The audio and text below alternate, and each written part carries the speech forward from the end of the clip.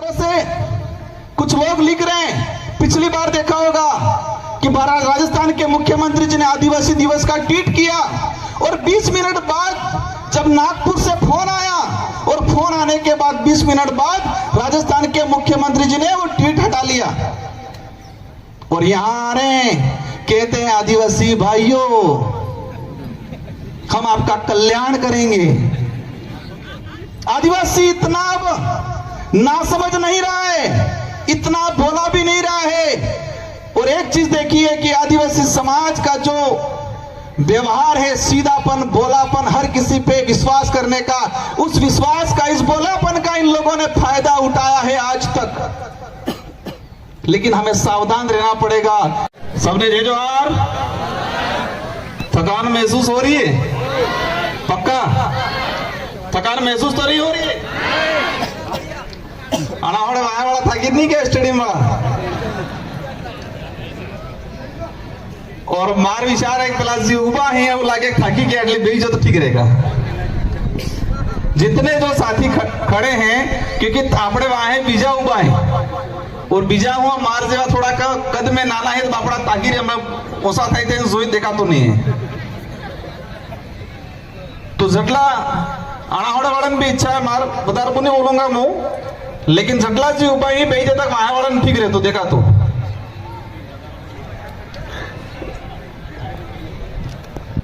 और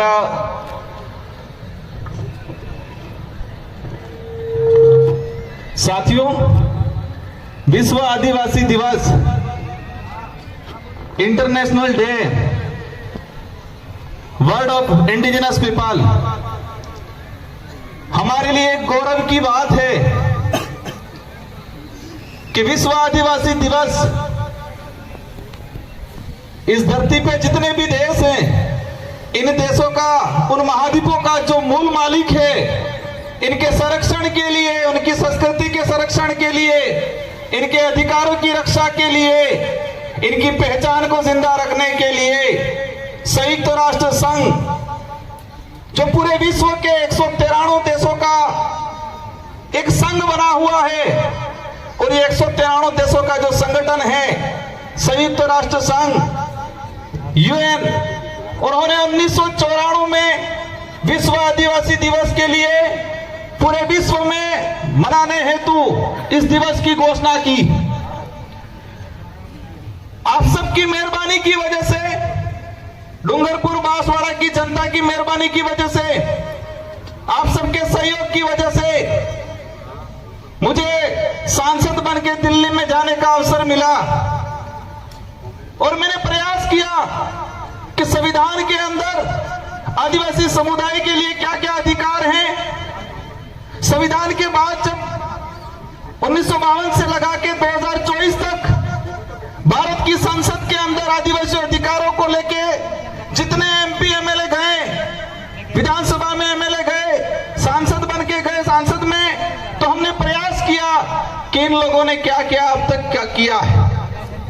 एक बात को लेके कंफ्यूज था, कुछ लोग कहते हैं कि संविधान में आदिवासी शब्द नहीं है, इस बात को गौर से सुनना। कुछ लोग कहते हैं कि संविधान में आदिवासी शब्द नहीं है, संविधान के अंदर शेड्यूल ट्राइब, जनजाति शब्द का संकलन है। तो हमने प्रयास किया कि आदिवासी शब्द कहां से खत्म किया गया, तो संविधान की डिबेट पड़ी और संविधान की डिबेट में जयपाल सिंह मुंडा ने जो बात रखी उसको मैं अगली कड़ी में रखूंगा। मैं मेरी बात को शुरू करने से पहले उस किस्से को याद करना चाहूंगा कि संयुक्त राष्ट्र संघ जेनेवा में पहुंचा, पूरे विश्व के 193 देशों के सदस्य, सोशल एक्टिविस्ट आए हुए थे, सभी अपने अपने देश की बात कर रहे थे। और जो एम्बेसी वाले, जो भारत सरकार की तरफ से डेब्यूट होते हैं, मेरे सामने एक अधिकारी भारत की तरफ से आया, उन्होंने रखा बात, उन्होंने 1982 से लगा के 2024 तक विश्व स्तर पर आदिवासी समाज की, भारत के आदिवासियों की पहचान क्या रखी उसके बारे में बात रखी। साथियों, मुझे गर्व हो रहा था कि मैं भारत के 14 से 15 करोड़ आदिवासियों का प्रतिनिधित्व करने यूएन में गया हुआ था। तकलीफ हुई कि जो राजनीतिक राष्ट्रीय पार्टियां भारत देश के अंदर 14 से 15 करोड़ आदिवासियों को वोट बैंक मात्र समझ के रखती है, इनकी पार्टियों में आदिवासी विंग बनी हुई है, आदिवासी नाम से उनके संगठन बना दिए हैं और आदिवासी समुदाय को वोट बैंक के रूप में यूज करते हैं। लेकिन यही पार्टियों का प्रतिनिधित्व जब इनकी केंद्र में सरकार होती है और जब भारत की तरफ से वो विश्व पटल पे बात रखते हैं तो वो क्या कहते हैं कि भारत में कोई आदिवासी समुदाय स्पेशल नहीं रहता है। यही राजनीतिक पार्टी वाले केंद्र में सत्ता 1982 से लगा के 2024-25 तक और 2026 तक ये रखते हैं कि भारत में स्पेशल इंडिजिनस पीपल नहीं रहते। तो मुझे उस समय तकलीफ हुई कि ये राजनीतिक पार्टी आदिवासी समाज के नाम से आदिवासी संगठन बना के उनकी पार्टियों में विंगे बना के बड़े बड़े कार्यक्रम करके आदिवासी समाज का वोट लेती है, मिसयूज करती है, लेकिन अंतर्राष्ट्रीय स्तर पे आदिवासियों की पहचान को खत्म करने का काम किया गया इन लोगों ने। इस बात को भी हमें गंभीरता समझना है कि आदिवासी शब्द को लेके हमारे समाज के लोगों में हीन भावना डालने का काम किया था इन लोगों ने।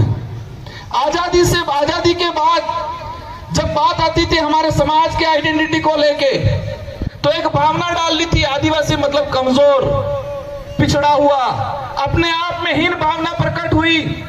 और ये हीन भावना जब गांवों से व्यक्ति शहर में गया तो अपने आप को आदिवासी कहने में शर्माता था। इस विचारधारा की बदौलत जो आज से 5 साल 10 साल पहले हमारे इस क्षेत्र का भाई अपने आप को आदिवासी कहने से कतराता था, डरता था, हिचकिचाता था, आज गर्व से कहता है कि मैं आदिवासी हूं। यह उपलब्धि हुई है इस विचारधारा की।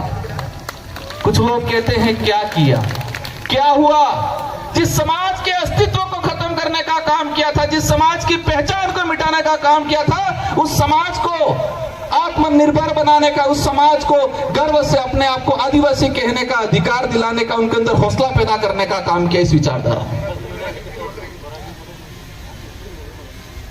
जब संयुक्त राष्ट्र के अंदर देखा गया 1982 में, मेरा जन्म तो 1992 का है, मेरे जन्म से 10 साल पहले जब भारत सरकार का प्रतिनिधित्व गया, उन्होंने कहा कि भारत में कोई इंडिजिनस पीपल नहीं रहता है। 1979 के अंदर विश्व पटल पे आईएलओ कन्वेंशन 159 पास हुआ तो भारत सरकार ने साइन नहीं किए। आईएलओ कन्वेंशन 169 क्या है? पहली बार सुना होगा आपने। इंटरनेशनल लेबर जो ग्रुप बना था, अंतर्राष्ट्रीय श्रम संगठन, इसमें यह प्रावधान था कि विश्व में किसी भी देश पे जो आदिवासी समुदाय पारंपरिक रूप पे जिस जमीन पे रह रहा है, उस जमीन का मालिकाना अधिकार उस आदिवासी परिवार को मिलना चाहिए। ये उस कानून में था, उस कानून में यह प्रावधान था। जो आईएलओ कन्वेंशन 169 जो है कि आदिवासी इलाके में आपको खनन करना है, कोई भी देश की सरकार है तो आदिवासी इलाके में अगर खनन करती है तो इनको खनन करने से पहले उन लोगों से अनुमति लेनी होगी। भाई 5वीं अनुसूची 6ठी अनुसूची में भी प्रावधान है और पैसा एक्ट में भी प्रावधान है, लेकिन भारत सरकार ने साइन नहीं किए कि हम साइन नहीं करते। बड़े तकलीफ की बात है कि 1994 में विश्व आदिवासी दिवस घोषित हुआ और हम सबको पता चला आज 5 से 10 साल पहले। और आज कुछ लोग कह रहे हैं कि वो यूएनओ का आदिवासी मामला अलग है और हमारा यहाँ का मामला अलग है। जो लोग कहते हैं कि इंडिजिनस का अर्थ अलग है और आदिवासी का अर्थ अलग है, मैं एक बात बताना चाहूंगा, हमारे देश का नाम क्या है? हमारे देश का क्या नाम है? संवैधानिक कॉन्स्टिट्यूशन में सबसे ज्यादा जो विवरण दिया गया है, उल्लेख किया गया है इंडिया, और उसमें ये बता दिया गया है कि India that is a Bharat, या Bharat that is a India. मतलब भारत है वही इंडिया है, इंडिया है वही भारत है। और एक तीसरा नाम प्रचलन में हो रहा है हमारे देश का, वो क्या नाम है? सभी राजनीतिक पार्टियां बड़े बड़े मंचों से कहती है संविधान के अंदर मुख्य रूप से इंडिया और इंडिया के बाद Bharat, Bharat that is India या इंडिया दैट इज भारत का उल्लेख है। और तीसरा हमारे देश का नाम है, हम तो नहीं लेते, बहुत कम लेते, क्योंकि हम संविधान को मानते। बाबा साहब अंबेडकर, जयपाल सिंह मुंडा ने जो संविधान लिखा है उसकी पालना करते हैं। तीसरा नाम का उल्लेख क्या होता है? हिंदुस्तान का आवाज आई। मतलब हमारे भारत देश के संवैधानिक दो नाम हैं, भारत और इंडिया, और तीसरा प्रचलन में जो आ रहा है और ला रहे हैं वो हिंदुस्तान। आदिवासी शब्द के लिए आप कहते हो कि संविधान में उसका उल्लेख नहीं है, तो क्या हिंदुस्तान शब्द का उल्लेख संविधान में है? भारत का जो संविधान है उसमें क्या हिंदुस्तान का उल्लेख है? अगर भारत के संविधान में उल्लेख हिंदुस्तान का नहीं है तो आप हिंदुस्तान शब्द के लिए बोल सकते हो, हमें कोई तकलीफ नहीं है, लेकिन हम आदिवासी शब्द बोलेंगे तो आपको तकलीफ नहीं होनी चाहिए। जिस तरह Bharat that is India, India that is Bharat, इसी तरह indigenous people that is Adivasi, Adivasi that is A scheduled tribe, scheduled tribe that is a India, indigenous people. यही सच्चाई है। और इस आदिवासी शब्द को खत्म करने का काम किया है। वो खत्म करने का काम इसलिए कर रहे हैं कि गर्व से कोई व्यक्ति ये नहीं कहे कि मैं आदू आदना धनी, मूल दूड़ना धनी, ये नहीं कहे। आज जिस तरह से कुछ लोग लिख रहे हैं, पिछली बार देखा होगा कि राजस्थान के मुख्यमंत्री जी ने आदिवासी दिवस का ट्वीट किया और 20 मिनट बाद जब नागपुर से फोन आया और फोन आने के बाद 20 मिनट बाद राजस्थान के मुख्यमंत्री जी ने वो ट्वीट हटा लिया और यहां आ रहे हैं, कहते हैं आदिवासी भाइयों हम आपका कल्याण करेंगे। आदिवासी इतना अब ना समझ नहीं रहा है, इतना बोला भी नहीं रहा है। और एक चीज देखिए कि आदिवासी समाज का जो व्यवहार है, सीधापन, भोलापन, हर किसी पे विश्वास करने का, उस विश्वास का, इस भोलापन का इन लोगों ने फायदा उठाया है आज तक। लेकिन हमें सावधान रहना पड़ेगा। समुदाय को विशेष सुरक्षा की आवश्यकता नहीं है भविष्य में। आदिवासी समाज को भविष्य में जो मंत्री और नेता बनेंगे, जो भ्रष्ट नेता और मानसिक गुलामी की जंजीरों में जकड़े हुए जो नेता बनेंगे, इन नेताओं से आदिवासी समुदाय को सुरक्षित रखने की जरूरत है। ये बात बोली थी जो आज हमें प्रतीत हो रही है। कौन कौन खतरा मंडरा रहा है? साथियों, मैं अंतिम एक टॉपिक पे बात करके मेरी बात को समाप्त करना चाहूंगा कि मानगढ़ का जो इतिहास बिलराज कायम करने का, 1913 में 1500 हमारे भाई मर गए, और इसी इतिहास को खत्म करने का काम एक नेता ने किया, पत्र लिख के, और हमारी राजस्थान पाठ्यक्रम की पुस्तक से उस इतिहास को हटाने का काम किया। साथियों, ये जो लड़ाई है, उस लड़ाई को हम कलम और कागज से लड़ना पड़ेगा। एक दौर चढ़ा था लड़ाई का। आजादी से पहले आक्रमणकारी हथियार लेके आए, हमारे पूर्वजों ने हथियार से उनका मुकाबला किया। आजादी के बाद फिर प्रचलन चला कि जोर जटलू बोले एटलू एनो साले फला कहता कि बोले इन्हें बोगड़े वैसे नहीं बोले इन्हें गाँव पड़ जा रहे। अब दौर आ गया है कलम और कागज से हम पे आक्रमण हो रहा है। बोलता है जरूरी नहीं है कि वो मिठाई हो। आज जिस तरह से जयपाल सिंह मुंडा के लिए कुछ लोग बोलते हैं,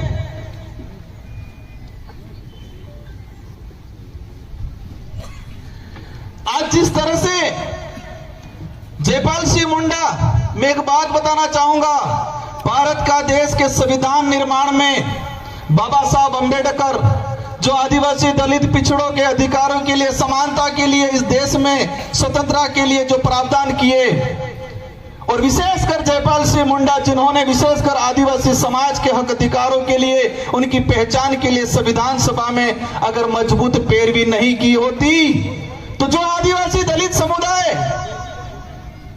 आज अधिकारी बनके, नेता बनके, टाई पहन के, सूट बूट लगा के और टाई बेल्ट पहन के घूम रहा है, अगर वो जयपाल सिंह मुंडा और अंबेडकर साहब नहीं होते तो आज उनके आगे तो हांडी होती और पीछे झाड़ू लगाया हुआ होता।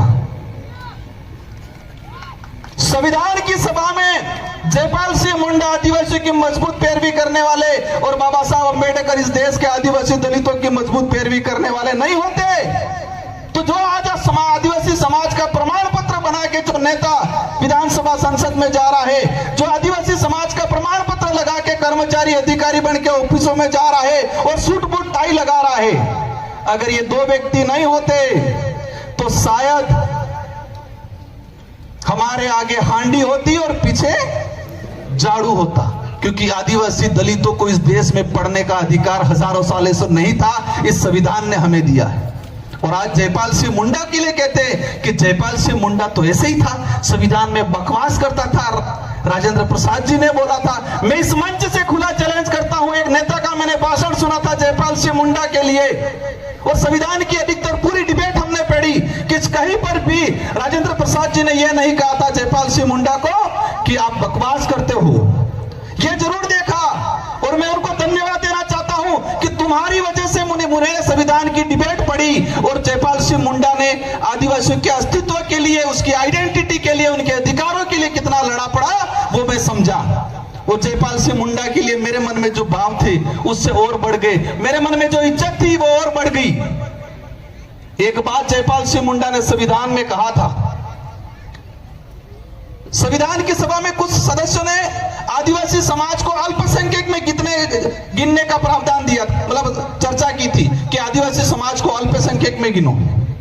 तो जयपाल सिंह मुंडा ने कहा था कि आदिवासी समाज को दया के रूप में अल्पसंख्यक गरीब में चिन्हित करने कहीं भूल मत करना।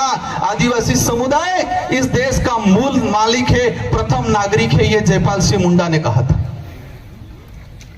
साथियों, बड़े दुर्भाग्य की बात है कि हमको 5000 साल पुरानी काल्पनिक एक एक बात बताई, लेकिन 50 साल पहले की, 100 साल पहले का, 200 साल पहले का इतिहास हमको नहीं बताया इन लोगों ने। यह जो लड़ाई है हमारे अस्तित्व को बचाने की, उसको हमें लड़ना है। और जयपाल सिंह मुंडा ने एक बात बोली थी, लोकतंत्र की जब बात आती है कि हमें लोकतंत्र, आदिवासियों को लोकतंत्र सिखाने की जरूरत नहीं है, आदिवासी हजारों सालों से लोकतांत्रिक व्यवस्था को जीते आ रहा है और दुनिया और आप सबको आदिवासियों से लोकतंत्र सीखने की जरूरत है। साथियों, जिस तरीके से हम आज देख रहे हैं, और मैंने एक बात पे गौर किया, एक ऐसी विचारधारा है इस देश के अंदर, और वो विचारधारा आदिवासी हो, दलित हो, किसी भी वर्ग का गरीब व्यक्ति है, किसी भी समाज का जो मानवता में विश्वास करता है, वैज्ञानिक दृष्टिकोण रखता है, उन सबके लिए घातक है। और आप भी गौर करना कि एक वो विचारधारा है जिस विचारधारा ने अंग्रेजों का साथ दिया था, आजादी का विरोध किया था, तिरंगा झंडे को जलाने का काम किया था, संविधान को जलाने का काम किया था। और तिरंगा झंडे को, उनके जो मुख्यालय थे, उन मुख्यालय पे 25 साल तक तिरंगा झंडे को नहीं फहराया था। और आज तिरंगा झंडा घर घर बांट रहे हैं, आज घर घर बांट रहे हैं।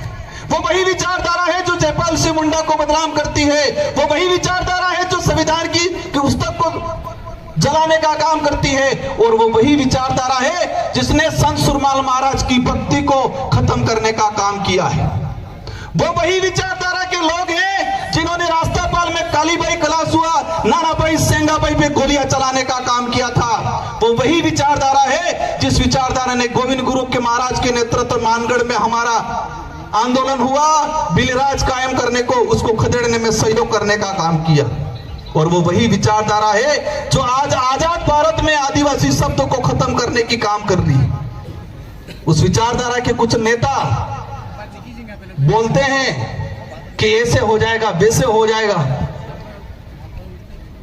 तो जयपाल सिंह मुंडा ने संविधान सभा में एक बात और बोली थी नेताओं के लिए, भविष्य में आज जो पनपे हैं उनके लिए, क्या बोला था?